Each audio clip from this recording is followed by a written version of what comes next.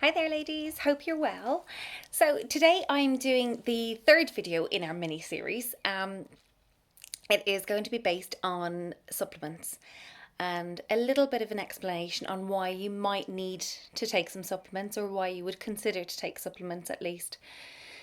Before I get started and get into the details of supplementation, I guess it's important to point out that not everybody needs to take supplements for general health reasons, but if you are trying to conceive, your body needs excess levels of particular nutrients, especially if you have been struggling to become pregnant or struggling to maintain a pregnancy. It is likely that there are certain nutrients that will benefit you if you have more of them. Everybody's different, so everybody has different requirements in terms of what vitamins and minerals they need. There's a basic amount that everybody needs to stay alive, but the amounts that you need for optimal health is different, and it varies from person to person. Just to explain a little bit more about that, I'm talking about, so if you look at the basic requirements for vitamin C. Vitamin C is recognized as a vitamin that stops you from getting scurvy.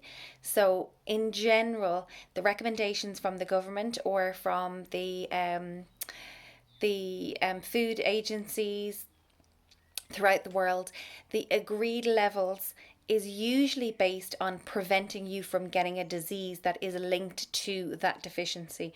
So, another example would be vitamin D. So, the levels of vitamin D that we used to recommend were just to stop you from getting rickets.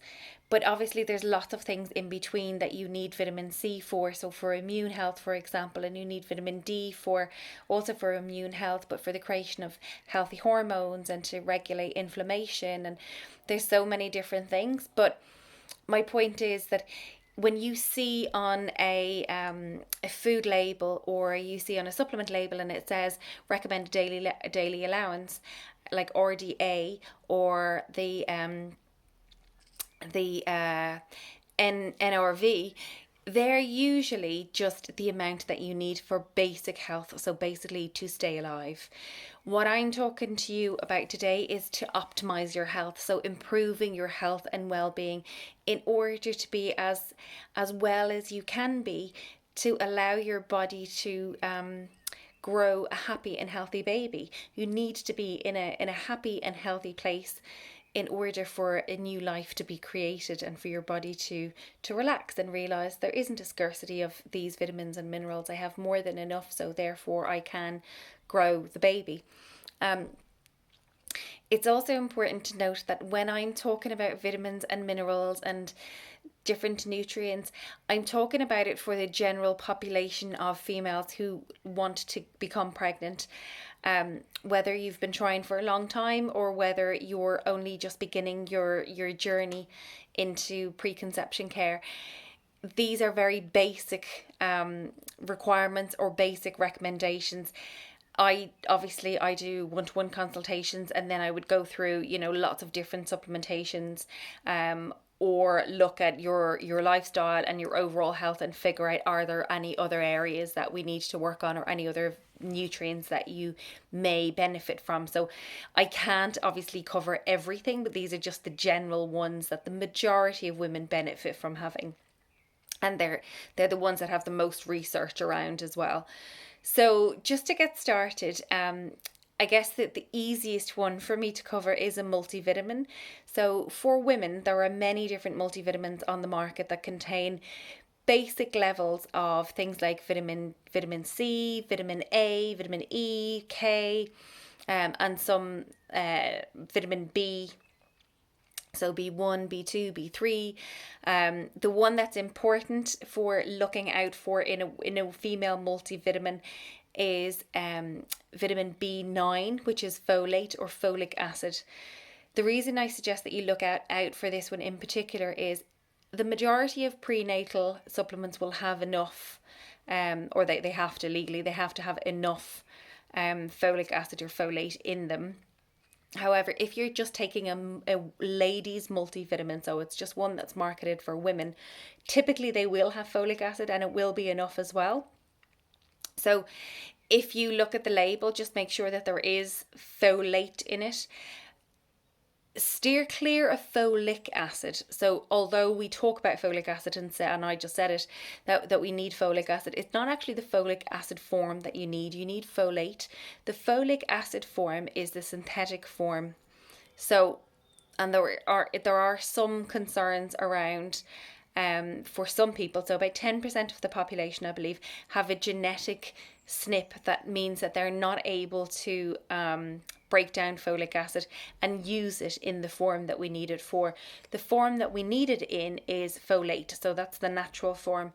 Folate is it comes from foliage. So foliage being like green leafy vegetables, anything that is plant-based and is green generally is high in folate, not folic acid.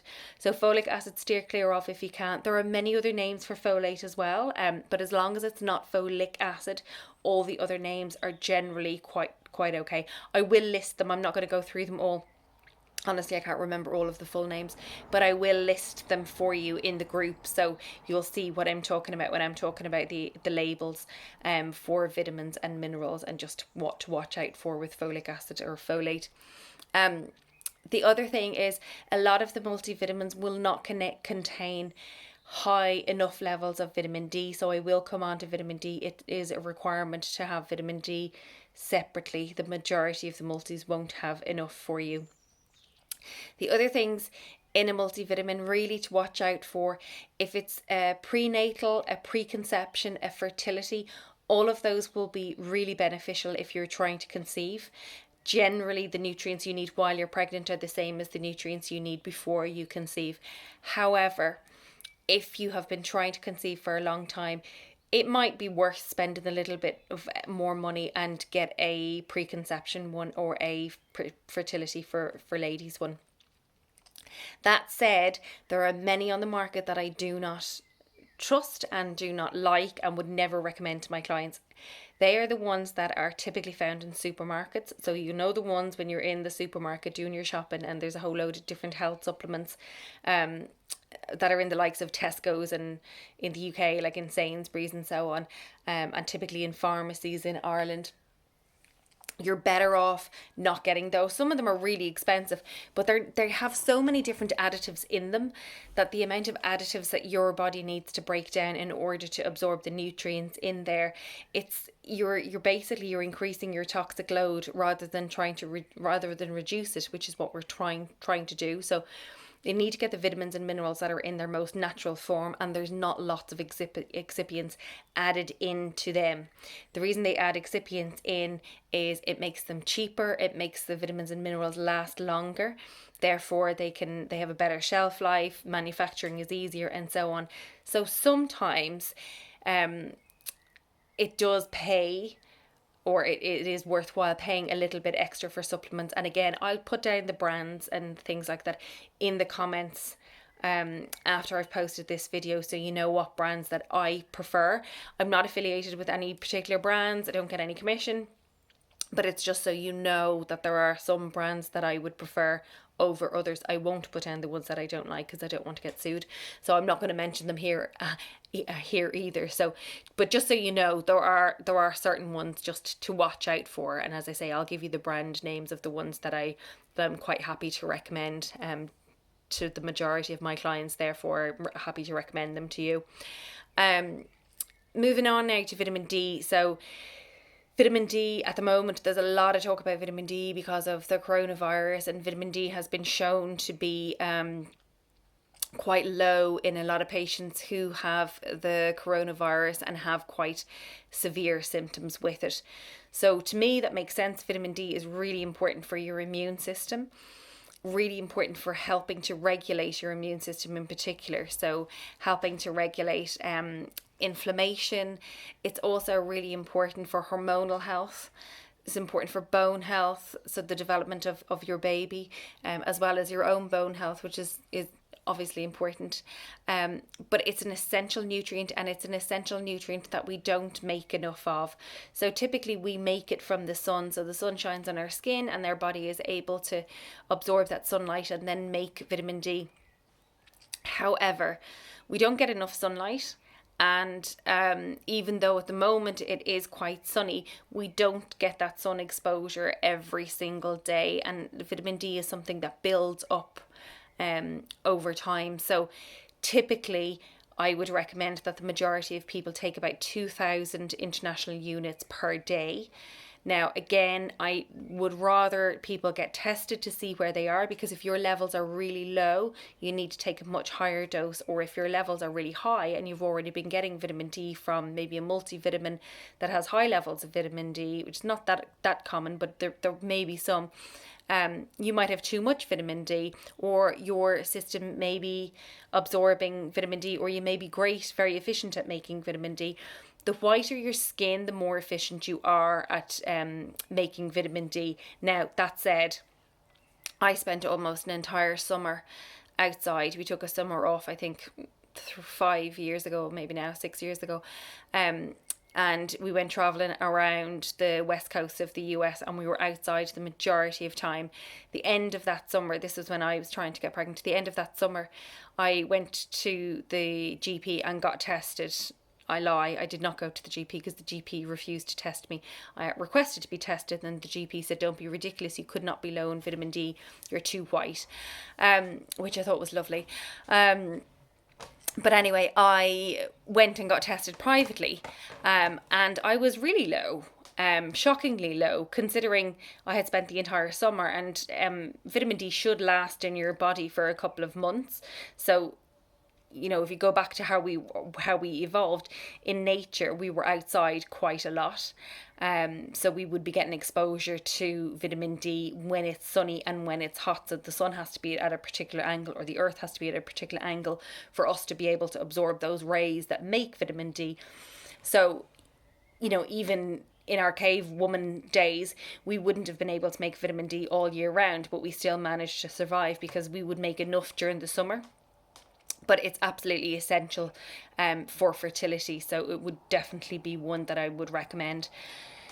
Another one then is omega-3, so essential fatty acids, and I know I spoke quite a lot about this when I did the food video. Just essential fatty acids, they are essential. So by their very name, they are absolutely essential to life, essential to survival. Again, really important for hormonal balance, hormonal health, important for your nervous system, so maintaining mood. That's tied in very much with your hormonal health as well. Also, dampening down any excessive inflammation. So if you have any inflammatory condition or an autoimmune condition, really, really important to take good high levels of omega-3 essential fatty acids. The two most important ones in terms of fertility and growing a baby are EPA and DHA. So the majority of omega-3 supplements that you take come from fish oil. If you're taking fish oil, they'll be good with EPA and DHA. So they're the ones you want. EPA specifically is the one that's important for balancing hormones and for your mood.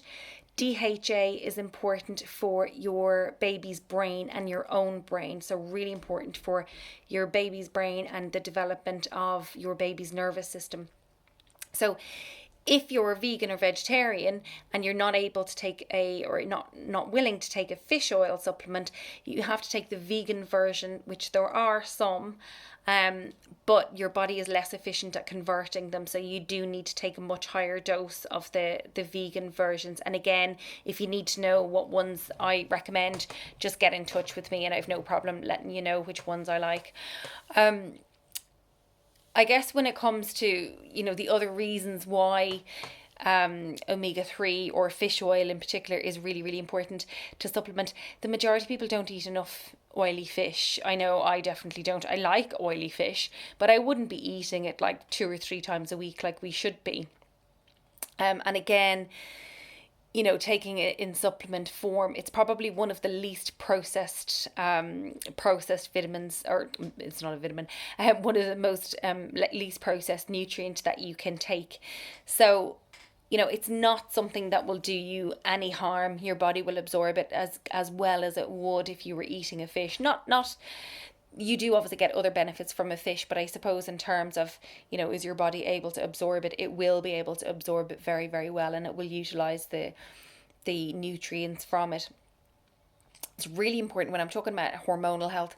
I suppose hormonal health is really important when it comes to making correct levels of progesterone, making correct levels of estrogen, um, even making sure that you have some testosterone but not too much testosterone. So ladies who may have polycystic ovarian syndrome might be familiar with their levels of testosterone. They might have too much, and that can lead to polycystic ovarian syndrome.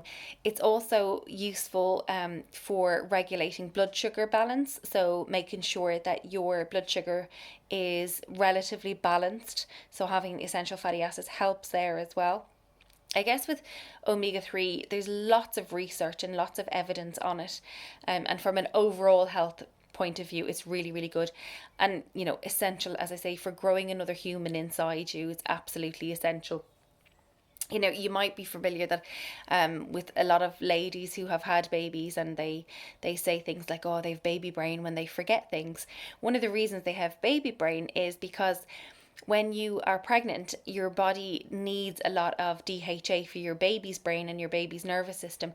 So if you're not eating plenty of essential fatty acids, particularly DHA, so oily fish, if you're not eating enough oily fish for the nutrients to go to your baby, your body actually starts to take DHA from your brain, your own brain.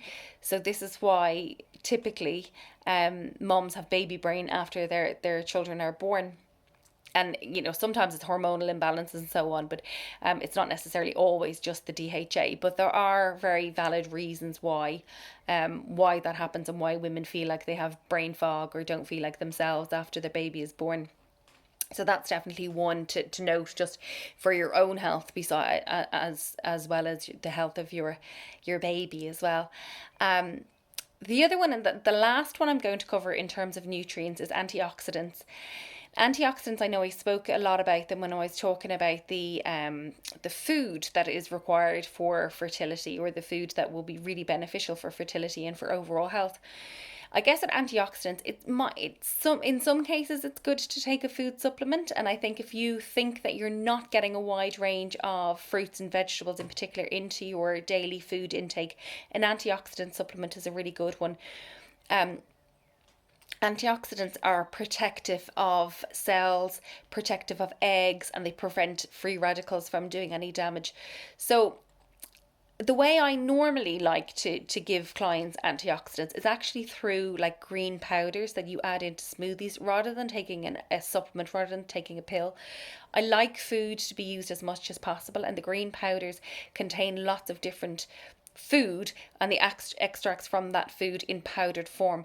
One of the reasons I like that is because you can use that powder in a smoothie, or in a drink of some sort that is a nutrient dense drink. I actually use my green powder at the moment. I'm using one, and what I use it for is I put it on my porridge, and I put lots of yogurt into my porridge, pour the green powder in, and mix it all up so it looks like a pistachio paste of some sort, and then I throw my berries and my nuts and seeds and so on top as well. But it actually tastes nice. Now I do add some protein powder to it as well, which is vanilla flavored, so it tastes even nicer when I add that.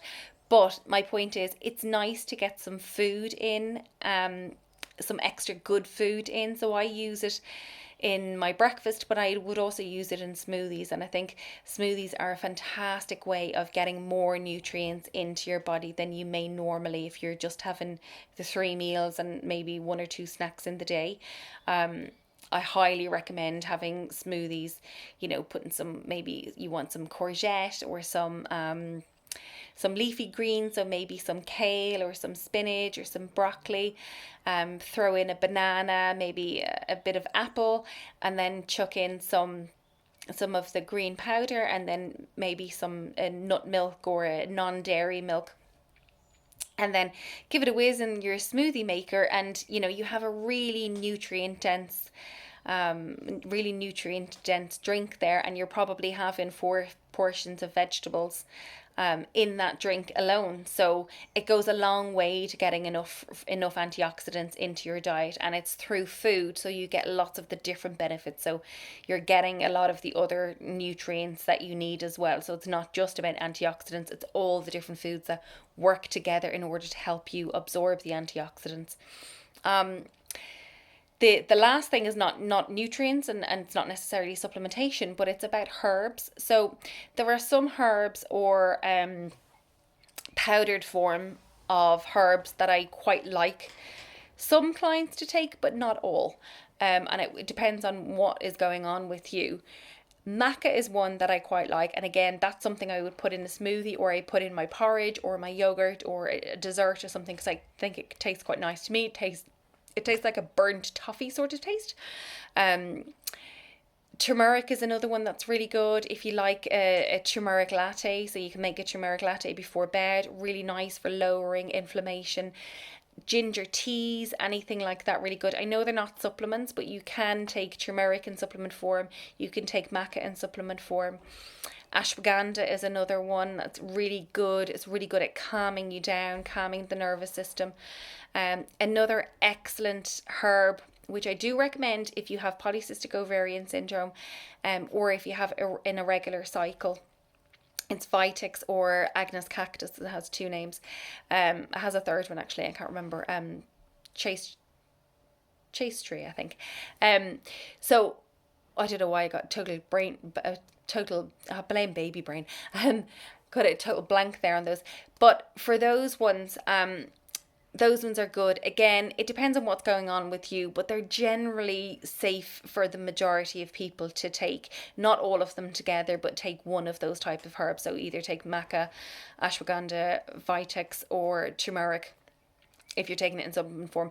Obviously, having turmeric in your diet, as in having a shake of turmeric, ground turmeric in a curry is absolutely fine. That's not in supplement form, so that's fine. So those are just the little tips that I wanted to share with you on supplements, and I hope you found this useful. And as I say, I will put some notes in the group. I think is probably the safest place, because it's a closed group, so I don't really want my thoughts and opinions on certain companies going into the wider world, shall we say. But yeah, I'll put those notes there, and anyone that wants to ask me any questions about specific brands or where to get stuff from, as I say, I have no affiliation with any particular company, so I'm more than happy to share information with you. And if you are interested in getting tested and understanding what your levels are of certain nutrients, or of all of them, there are really good tests that you can get done. And again, they're home kits. You don't need to go to the GP. You can get tests done. Most of them are urine samples that you do, and it tells you where you're low in or what your body's needs are for certain nutrients. And sometimes that is a more cost effective way of doing it, rather than spending £100 or €100 a month on supplements that you don't know whether you need or not. The testing ranges from about 300 quid, so it's quite expensive. It's about 300 and 350 up to about 600 quid. But again, if you're spending £100 or €100 or more every month, it might be better to just go and get that done. So anyway, as I say, happy to answer any questions. If you want me to cover any particular topics in the group, or you need any support with anything, do feel free to get in touch with me. These videos are obviously free. You can download them, or you can send the links on to friends, family, anyone you think that would need it, or encourage them to join into the group that we have going. And I really hope, as I say, that this helps, but I also really hope that if you are trying to conceive at the moment, I really, really genuinely hope that we have little babies sometime in the not so distant future, and there's good news for each and every one of you. So as I always say, try not to stress, stay calm, drink lots of nice relaxing teas, and enjoy your life while you have the time to enjoy it at the moment. Think about each day as it comes, rather than thinking about the things that you don't have. That makes a big difference when it comes to fertility help. Stress and anxiety and pressure that you're putting on yourself can have a major negative effect on fertility. I will cover stress and how to deal with stress and anxiety. I will cover that next week for you. So hopefully this was helpful, and I'll see you all again really soon. Take care. Bye.